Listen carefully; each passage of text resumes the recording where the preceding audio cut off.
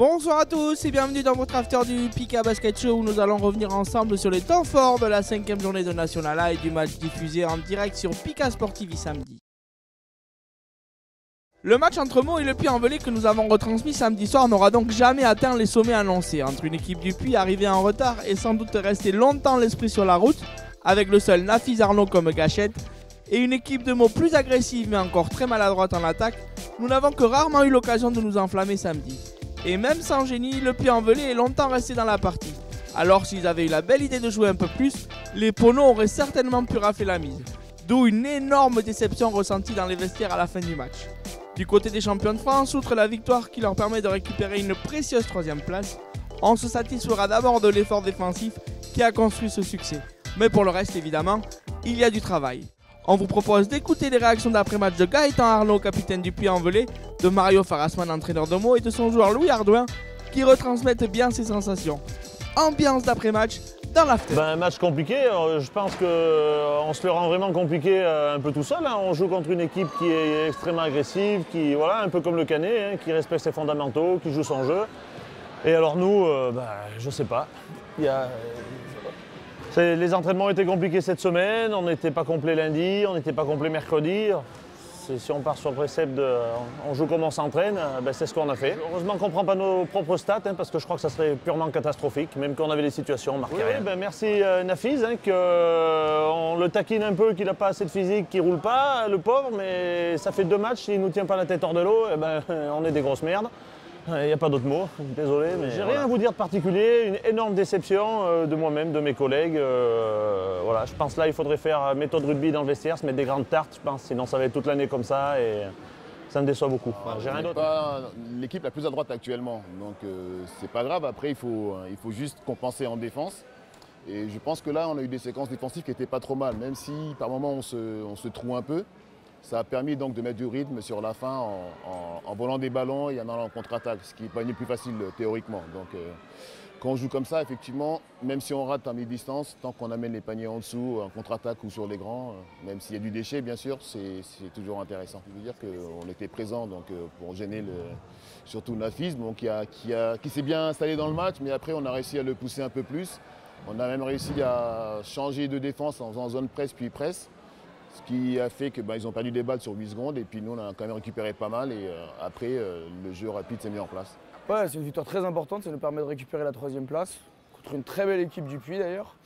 Et ouais, effectivement on a encore quelques problèmes en attaque. Je pense qu'on s'est bien retrouvé déjà défensivement, on a montré déjà un meilleur visage que ce qu'on avait montré auparavant. Et je pense qu'on est sur la bonne voie pour retrouver notre niveau. De toute façon on sait que c'est juste une passe, on sait qu'on s'entraîne pour être au meilleur niveau. Du coup, on continuera de s'entraîner et récupérer notre niveau, même offensivement. Je pense que Meaux a toujours été un club qui favorisait la défense.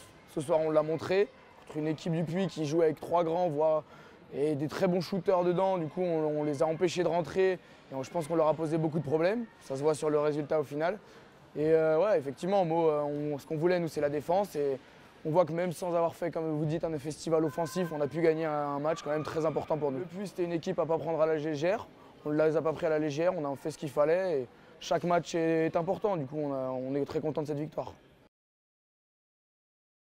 Un petit mot sur les rencontres de samedi soir en commençant par la victoire de hier, une victoire sans appel à Bordeaux. Les Girondins, emmenés par le vétéran Philippe Bey, auteur de 14 points, n'ont jamais réussi à stopper la formidable machine offensive arroise, amenée par le trio Jouancé, Mosler, Bougagna, qui à eux 3 ont inscrit 94 points samedi soir au final. Entame de match très compliqué pour les Lyonnais face aux Gennevillois avec une adresse en berne, 4 petits points seulement inscrits à l'issue du premier quart-temps alors que Gennevilliers possédait déjà 10 points d'avance. Lors des 10 dernières minutes, les Lyonnais vont pousser et réussir à développer un bon jeu collectif en attaque, mais ils vont se faire contrer notamment par le jeu rapide des Gennevillois. La fin de match est tendue, Lyon possède 3 points d'avance avant que Gennevilliers ne revienne.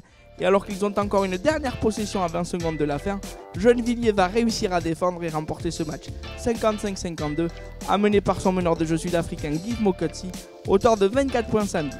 Les Hornets du Canet étaient réduits à 6 face à Marseille avec la double absence de Walter Grun et de Brian Morini et une Grace Vimbolua alignée fiévreuse sur la feuille de match. Malgré cela, aucun souci pour les joueurs du Canet qui n'ont pas fait de détails face à Marseille, battus de 32 points en finale.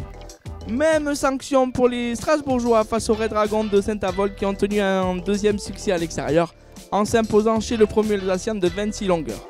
Après un départ laborieux, les Naboriens emmenés par l'intérieur belge Sam Bader ont pris le large avant de regagner les vestiaires et d'augmenter leur avance en deuxième mi-temps. Enfin, du côté de Toulouse, après un cruel revers la semaine passée au Puy-en-Velay, Toulouse s'est refait une santé en corrigeant Lannion à domicile. Les Bretons étaient décimés par les blessures et les absences, ils ne se sont déplacés en effet qu'à 5 joueurs et n'ont jamais pu défendre leur chance devant des hommes de Jean-Louis Granzotto qui a samedi soir passé une soirée bien tranquille. Au classement, Hyères et le Canet, toujours invaincus, sont intouchables. Mont relance sa machine à victoire et s'empare seul du 3e accessite.